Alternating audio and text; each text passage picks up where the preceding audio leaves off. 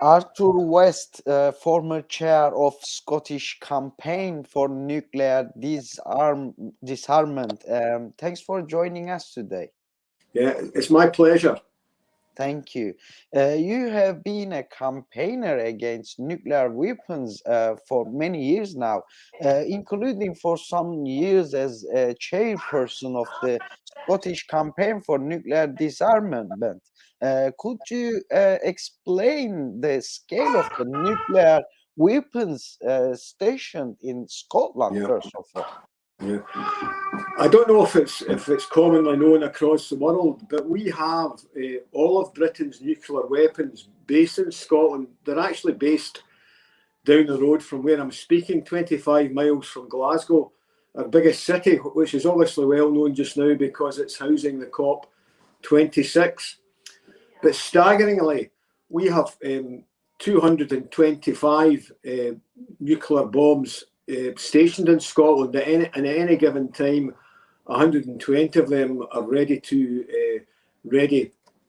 for use. So it's quite a staggering number, and it's very, very worrying. And as I say, they're based just down the road at the Fastlane nuclear weapons base, just down the road from Glasgow. Thank you. And what is the opinion of Scottish people regarding having nuclear weapons in their country? Is it an issue in the debates about independence for Scotland as well? Yeah, it's a very important issue. Opinion polls in the last 10 years in particular have indicated that there's clear opposition from the Scottish public to having nuclear weapons based in Scotland. So there's clear opposition from the public.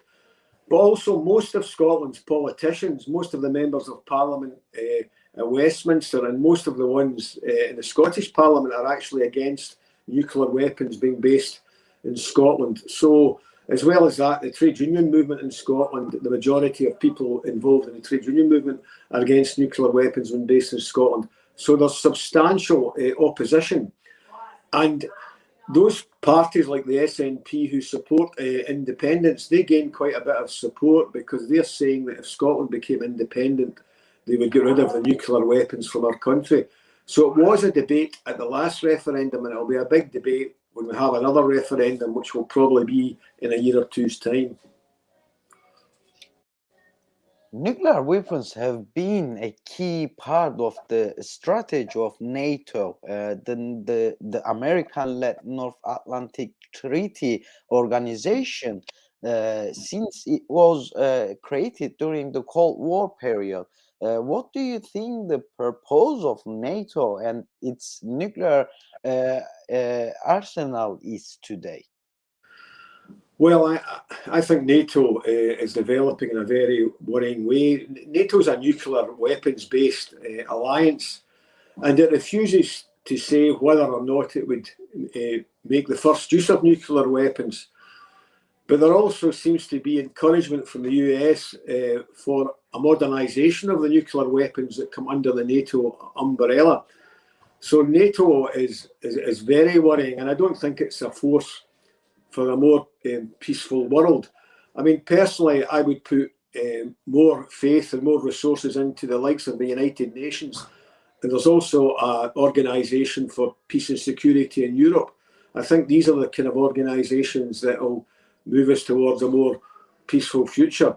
The other thing is that the US is putting pressure on governments that are involved in NATO to increase the money that they spend in defence, you know, to maintain it up to 2% of their gross domestic product. So NATO is very worrying, and I think there needs to be more work done to highlight, you know, just the negative aspects of NATO, frankly.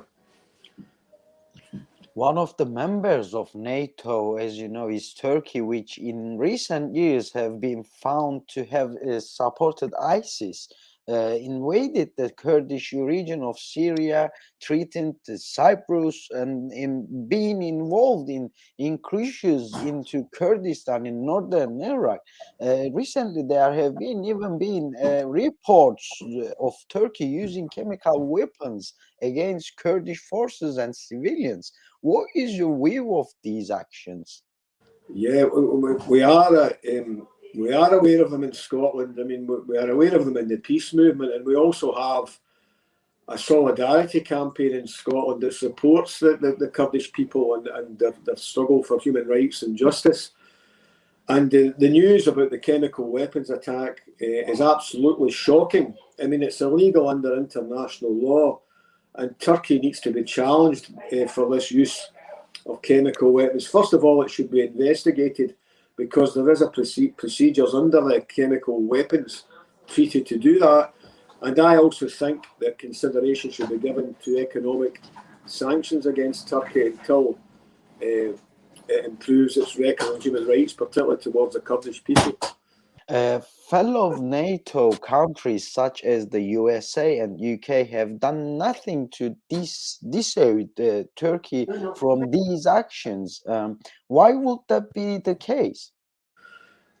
Well, I'm surprised that they don't, but in a way I'm not surprised, because they seem to be thinking that it is in their interest, from what they see as a defence point of view, to have a reasonable relationship with Turkey. But there comes a time when you need to have a bit of decency about you. And, you know, for instance, the US isn't slow to put sanctions on countries in Latin America, countries that, like Cuba, that are trying to develop their health system, but because the US don't like their type of government, they put sanctions. You know, they put a trade blockade and other sanctions on them.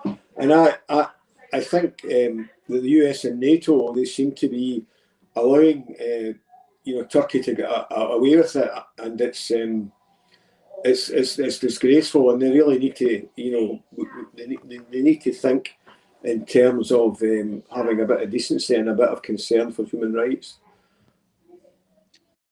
IPPNW and OPCW, they are both related. Do you think there can or should be independent observers sent to Kurdish region, or samples from the region sent elsewhere for analysis in the UN laboratories?